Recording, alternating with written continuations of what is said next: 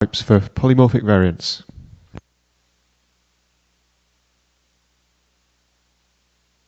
No. Now? Yeah. Yep. Okay. Hi, so this is joint work with Giuseppe Castagni and Kim Nguyen. And I'll be talking about a type system for polymorphic variants in OCaml, except that. So this type system features set theoretic types, that is union types and also intersection types, which are very different flavor from those we saw in the previous talk, and negation types. And we use it to type polymorphic variants, a feature from OCaml. So first of all, what are polymorphic variants? What do they have to do with unions? Now, in OCaml, in ML languages in general, we can write functions on variant types. So like the function f there, which maps a tag or label apple into pom and another tag cherry into another tag series. Now, in general, these tags can also carry arguments.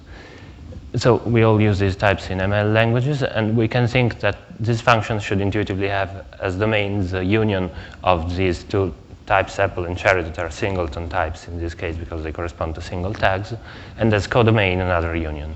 Now, in ML languages, we introduce these types with type declarations, and these declarations have the restriction that distinct types that we introduce must have disjoint sets of tags, so that we do not have a notion of subtyping between different types, between different variant types. And this, having a notion of subtyping might allow us to be more precise and flexible in many situations when typing functions like this. So OCaml allows this with polymorphic variants. So with polymorphic variants, we just write the same function with the backquotes before the tags. And we do not need to declare types, unlike with variants. We just use tags. And this function is typed with a polymorphic type scheme, which looks a bit like that. So essentially, the domain can be chosen to be the union apple union cherry or a smaller union. And the codomain as pom union series or a larger union. So for example, if we have a function that handles not just the two tags pom and series, but also other tags, we can apply this other function to the output of f. So we gain a notion of subtyping. Now, sometimes this works a bit more surprisingly. So here we modify the function a little bit, and we add a default case that states that the function maps any tag that is not apple and cherry into itself. Now, you see that the type scheme has become alpha arrow alpha, and alpha has a lower bound. In the previous version, we had opposite bounds on the two sides of the arrow, as corresponds to contravariant and covariant sides for subtyping on arrows. Here, instead, we just have a lower bound. And indeed, so this might be a bit more surprising. And notice indeed that the result of f will always have a union type that includes all these four cases at least, and possibly more. This is a bit of a problem because we know that the function will never return apple or cherry. So why are the two tags always included in the result? Why do we always have to account for the possibility that the function might return them, if indeed it can never do so? Now, indeed, the approach OCaml follows to provide polymorphic variants gives us many of the advantages of using union types with subtyping. So many of these advantages, but it has some shortcomings. It can prove to be not so intuitive or as precise as we'd like, and we'll see other examples. So what we propose is a type system which uses union types directly and also intersections and negations, as we'll see, which uses subtyping, so which can solve these problems. And our goal is to keep in the type system the possibility of type reconstruction. So in OCaml, we do not need type declarations or annotations for programs with polymorphic variants. So instead of this function, of the type we get for this function in OCaml, we'd like a type like this. A type scheme that states that for any argument of a type alpha, the function returns either pom or series, so the union, or something of type alpha minus apple union cherry. So this difference of types will express the fact that the function never returns apple or cherry. And indeed, difference is expressed as an intersection with a negation type in our system. So we have these three type connectives that correspond to the standard set theoretic operations. So this is the language we'll be considering. It's just a small fragment of OCaml. It is a lambda calculus with some constants and pairs, and with tagged expressions. And we have a pattern matching construct, which includes forms for all patterns that we have in OCaml as concerned polymorphic variants. So it's a full-fledged construct that is close to the realistic language. Now, OCaml provides polymorphic variants and types them using an approach that is based on structural polymorphism. The presentation by Jacques Garrigue is the one we followed, and it's the closest one to the implementation of OCaml. So essentially, the idea is not to extend the Hindley-Milner type system of ML directly with new forms of types or with subtyping, but rather to encode these using a system of constraints that is built on top of the core system in a way. And so these constraints on type variables stand for union types, for variant types, and subtyping is handled through unification. So the system features a form of bounded polymorphism. So we've already seen that we have polymorphic type schemes where the instantiation of variables is subject to some bound. And this, in general, replicates what we'd expect from subtyping on union types. So here we have 3 examples. The first one is a list of the 3 tags A, B, and C, and we see that the type states that it can be typed as list of A or B or C, or list of some larger union. So this is what we would expect from subtyping. And the second example is a function that maps A to A and B to B, and we see that the type allows us to pick A union B, or essentially a subtype, as domain, and A union B, or a supertype, as a codomain. So this also matches our intuition. The third example is an identity function. Now, since we're matching with A and B and we require exhaustiveness, this is given a bounded polymorphic type scheme like alpha, rho alpha, where alpha should be A or B or smaller. And so this also looks fine in a system with bounded polymorphism and subtyping. Here it's actually unsatisfying, because if we just write the same, just apply ID to A in the list above, it becomes ill-typed in the system. Now, since ID is known to return only A or B, and since putting both A and B there makes it well-typed, it might be surprising that this is rejected by the compiler, because indeed we have this, the reason essentially is that we have this upper bound also on the codomain and no lower bound. And to get around this in OCaml, we have to insert more explicit coercions, and so there are ways to get around it, but it is, in general, it can be both surprising to programmers who don't know how the type system works and quite cumbersome to avoid. So now we see another example. This is related to the typing of pattern matching. We have the same function ID that we had before, and this function f that just applies ID to the argument and does matching. And f is given a type, essentially A union B to A union B, which means that we do not have a notion of subtype polymorphism that is expressed by the quantified variables. So it's the same problem we had with ID is to a greater extent here. So we'd expect a type like that at least. Indeed, we'd expect the function, we know that the function will always return B, because ID returns either A or B, and the A case is taken care of by the first pattern. And instead, OCaml tells us that the function might return A as well. So indeed, in OCaml, the ordering of patterns is not taken into account when typing pattern matching.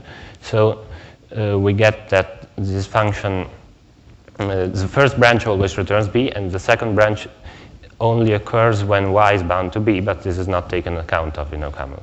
So we'd like to be more precise and have a type like that. So the domain can be chosen to be B or any larger union. And we cannot derive it in OCaml, though it is expressible with polymorphic variant types, because they allow subsets of a variant type to be considered. Now, we have another example that this is essentially the first one we saw with matching with the default case. So this function G, you see that if we apply the function to A, to B, or to C, or to anything else, we always get, as the result, a union which has at least the case A. And as we've seen in the previous example with the with the two tags, so G will never actually return A. So it changes A's to B and leaves the rest unchanged. So we'd expect to be able to express that in the type and not to have to account for the possibility that the result might be A. And indeed, in our system, this is done as we've already seen with type difference, so stating that the function returns either B or alpha minus A, so something that is not A. So as I anticipated, the approach we followed is based on using union types and intersection and negation types directly, and as such it is quite opposite with respect to the structural polymorphism approach, in the sense that we directly change the types very much and add subtyping. On the other hand, while structural polymorphism builds this system of constraints, and so we try to push down all complexity just to types and subtyping and to streamline the rest of the system as far as possible, so to get rid of the notion of constraints that we need for bounded polymorphism in this system. And in doing so, we want to keep type reconstruction effective. So this is the grammar of types in our system. We have recursive types, like Camel does for polymorphic variants. We have type variables, and we have some basic types, but we also have singleton types for each constant of a basic type. We have arrows and products, and we have these tag types that are used for polymorphic variant expressions. We have as primitive forms in the types union and negation, and also a bottom type, which is a type which has no value in it. And as derived forms, we have intersection, difference, and top type. Then we have subtyping, and we define it according to the framework of semantic subtyping. So essentially, we consider types as sets, we interpret types as sets, and define subtyping by set theoretic containment among the interpretations. So intuitively, the type is seen as the set of values in the language that have that type, and set theoretic connectives are interpreted as the corresponding set theoretic operations. So something is in a union type if it is actually the same value in both types. And so this ensures that subtyping verifies all the laws we expect from set theory on, with respect to unions and intersections and all. Then these are the typing rules, except for the rule for match, which is the most complicated one, so we'll see it later. And these are all very standard, so instantiation for variables is this instance, as in ML, picking types for quantified variables. And then abstraction and application are standard, and all the other forms are straightforward. We have singleton types for constants, as we saw. Then we have a subsumption rule to introduce supertypes. On the other hand, we do not have a rule for intersection introduction. So in standard intersection type systems, we might be able to derive the intersection of two types whenever we can derive both types for an expression. We do not have it, so we've seen that we use union types for variant types that are unions. We use intersection types, but only to in a more restricted way than full-fledged intersection type systems. So here we see one of the uses of intersections and unions in our system. So this is the ID function we've seen before, and these functions should be typed using a bounded polymorphic type scheme. So alpha rho alpha, where alpha should be subtype of A union B. Now, in our type system, we do not have a notion of bounded polymorphism. We do not have a notion of bounds at the level of quantification, because we can just encode it using type connectives. So whenever we have something that should be a bounded polymorphic type scheme, we can just place in this case, the upper bound in intersection with each occurrence of the variable. This means that we do not introduce constraints on quantification, but the fact that the variable only occurs in intersection with its bound means that actually instantiating it with something that is not a subtype of A union B will not change anything. It will be brought to be a subtype of A union B. And if we have lower bounds, we do the same with unions. So in general, we can avoid having this system of constraints and express it in the types themselves. Then we also use type connectives very much in the typing of pattern matching. So here, a crucial property of our type system is that given any pattern, we can find the type, which we write this way, the accepted type of the pattern. And this type corresponds exactly to the set of values which match the pattern P. So this is why we have constant singleton types. So each constant has each constant pattern that matches only that constant has the singleton type as accepted type. Then variables which match anything have the top type, and so. And the existence of this accepted type allows us both to be more precise in the typing of pattern matching than OCaml is, and to verify more conditions of pattern matching as conditions on types. And we see it now in the rule to type pattern matching. This is the case for two branches. So we're matching an expression E0, so we just take E0 and type it with some type T0. Then OCaml would check for exhaustiveness, so that any value that E0 can produce should match at least one of the two patterns. And in our system, this can just be expressed as a subtyping condition. So if T0 is a subtype of the union of these two accepted types, it means the values E0 can produce, which are in T0, will be in at least one of the two accepted types. So this formalizes exhaustiveness. Then we can also express these two types, T1 and T2. And these correspond to the two subtypes of T0 that are interesting to consider in this case. So the values E0 can produce which will match the first pattern, and those that will not match the first pattern, so they will match the second, of course. So this is just done by intersecting T0 with the accepted type of P1 or with its negation. And if either of these two types is a subtype of the antitype, it means that branch will never be selected, as the antitype has no value in it. And so the redundancy condition that a branch is useless is also formalized as a subtyping condition.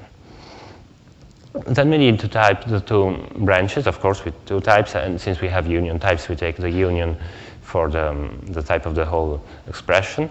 And to type each branch, we need to expand the environment with types for the capture variables of the pattern and generalize these types. Generalization is as in ML, whereas in the generation of types for the variables, we can be more precise because we can consider these two subtypes, T1 and T2, rather than T0, so that the typing of matching is sensitive to the order of the patterns and the shape of the patterns themselves to a greater extent than in OCaml. So these T1 and T2 correspond exactly to the values that will enter the branches. Then we've described the type reconstruction system for our type system. So this works in a phase of constraint generation for which we have just two example rules. Let is a simplified version of the rule for match. And so we generate constraints that have a somewhat structured form so that then we rewrite them to simpler constraints. And anyway, the key step of reconstruction is the solving of subtyping constraints. So constraints of subtyping between two types that just generalizes the unification step for ML from syntactic equality to subtyping with our definition. And for this, we can reuse an existing algorithm that was developed in previous work on semantic subtyping and on the CDUS language. And so this telling algorithm, like unification, computes type substitutions that satisfy constraints. And so it has the property of soundness, so all the substitutions are sound. And it is complete in the sense that that any other solution is an instance of one of those it finds. However, unlike unification, constraints do not always have a principal solution. So the algorithm computes a finite set of solutions, and any other is an instance of one of them, but not always of the same. This depends on our definition of subtyping. So if we consider just this constraint on two product types, in another definition of subtyping, we might say that the only possible solution is component-wise subtyping between the two products. In our system, there are three solutions which are not comparable with each other. This is because if a product type has an empty component, we consider the whole product to be the empty type itself because there's no value that is a pair with a component in the antitype. So there are three distinct solutions, and the algorithm will have to compute the three of them.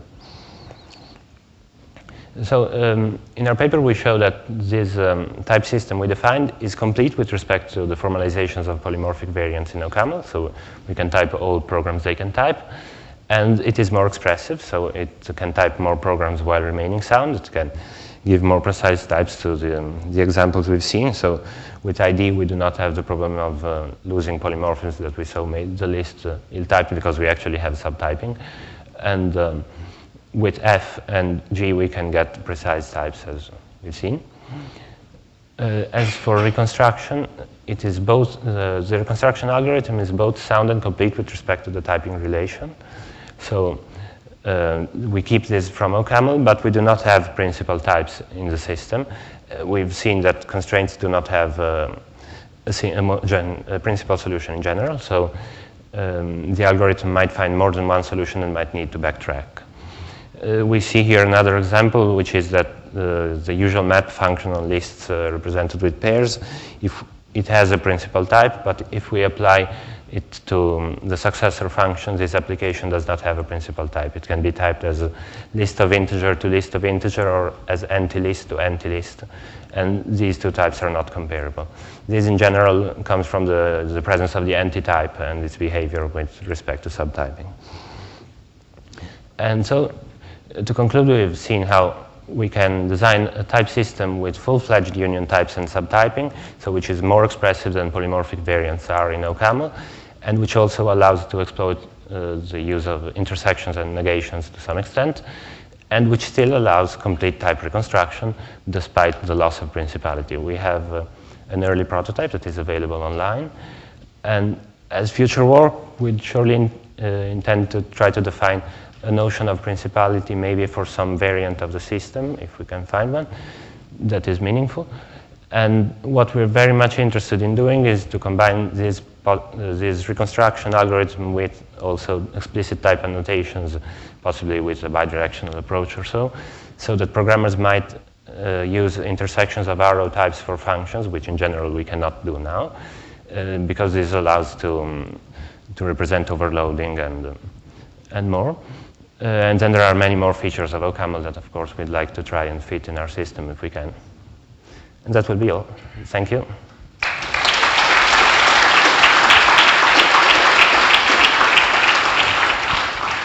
We have questions? There's one over there. I'm Atsushi Ohori of Tohoku University, and I'm interested in the essential difference. Actually, I had constructed a second-order type system for polymorphic variant, and which has a complete type inference algorithm and also compilation method, and which is so your device is rather different, namely set theoretic subtyping. So I'm really interested in what kind of essential gain you get compared to my system, which is published in 1995, Topaz. Yes. Now, so the system by Jacques Garrigue that we have considered in our paper, we have considered it because it is the closest one to OCaml, but it should, as far as I know from having read them, it should subsume your approach. It was written, of course, afterwards. So we have shown that we can type some programs that are not typable with the structural polymorphism approach. In general, this encoding of subtyping in the examples we've seen sometimes fails, like in the list, for example, that we had in around the beginning. So we have situations in which subtyping is not, in which we do not keep track correctly of contravariance and covariance with the structural polymorphism approach, and as far as it is in OCaml, and I think in your system. Okay, thank you. And this is just my comment that your published proceeding didn't have any comparison to existing works. I recommend you to add. Yes, indeed, I am very sorry about it. It appears in my master's thesis, which has a longer comparison to existing works, and it is probably my fault that it has been omitted from the comparison. It is extensively mentioned in Garrigue's work, which is extensively referenced in ours, if this can be an apology, but we will correct it in a future version. I'm Matthias Blume from Google. I'd like to, it's probably the same complaint. Have you considered using sort of a pure Remy-style row polymorphism approach? We had a paper in ICFP 2006 where we had a language that had polymorphic variants based on that. And I believe, sort of in my head, I was just looking through the examples, and I think pretty much all of them would work out and give you more precise types. And you don't need subtyping, and you don't need, you don't lose principality during type inference. Do you have a comparison to that? So yes, I think indeed Remy's system should be more expressive than Garrigue's system as it is in OCaml. The main arguably, I'm not sure, however, with respect to our system, so maybe we can discuss this further later. And I think that in OCaml itself, it has been suggested as a design choice to limit the expressiveness of row types in a way. So arguably, maybe a system based on subtyping can prove to be more intuitive for more clearly, can prove to have more intuitive behavior or simpler types for as far as programmers will see.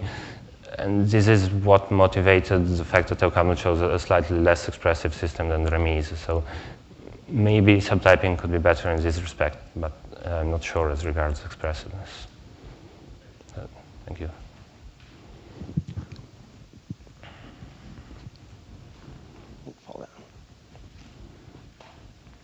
Phil Wadler, University of Edinburgh. So there's this line of work that Beppe and the rest of you have done that says, let's start with semantic subtyping, which seems very natural and pleasant, and then see how far we can push it. And semantic subtyping seems great, but of course the problem is it's very powerful. You couldn't possibly make it work. And time and again, this team has shown, no, you actually can make it work. So that's quite a surprising and really nice result, and it's nice to see it extended here.